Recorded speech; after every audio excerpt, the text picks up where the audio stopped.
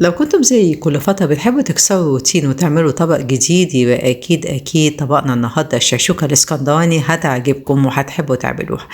الشكشوكة طبق شبه عالمي موجود في بلاد كتيرة جدا. أول ما ظهر في العالم كله ظهر في دول شمال أفريقيا أيام الدولة العثمانية في المغرب وتونس والجزائر، ومنها انتشر لكل البلاد العربية اللي كل بلد فيهم حطت بصمتها عليه وغيرت فيه وسميته على اسمها.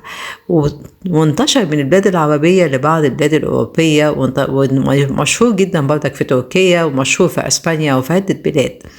طبق مغذي جدا ولطيف وبيغير الروتين جدا. لو أول مرة تشوفوني أنا دكتورة سهى، أتمنى تشتركوا في القناة وتعملوا لي لايك وشير.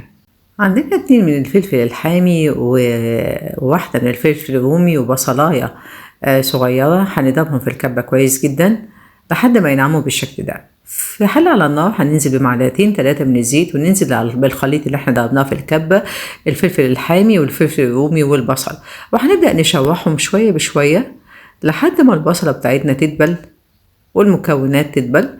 هنضيف عليهم معلقة من الثوم ونقلبهم كويس قوي، الثوم المفروم، لحد ما الثومة والبصلة يصفروا شوية.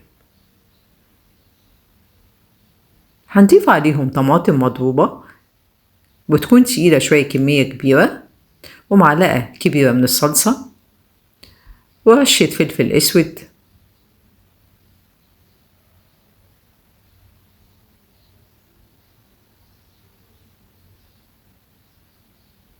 ونقلبهم كويس قوي.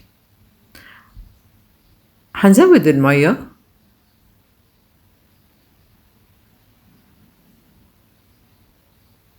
هنجيب حوالي 3 معالق كبيرة من الرز المصري ونغسلهم وننزل بيهم على الخليط بتاعنا، ونزود المية ونغطي عليه ونسيب الرز بتاعنا لحد ما يستوي.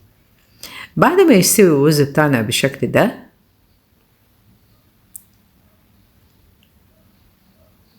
هنبدأ نكسر فيه البيض بتاعنا، ننزل بيه بالراحة كده اهوت. هنلاقي البيضة بتاعتنا جمدت كأننا سلقينها، وبدل ما هنسلقها في مية بنسلقها في الخليط بتاعنا ده.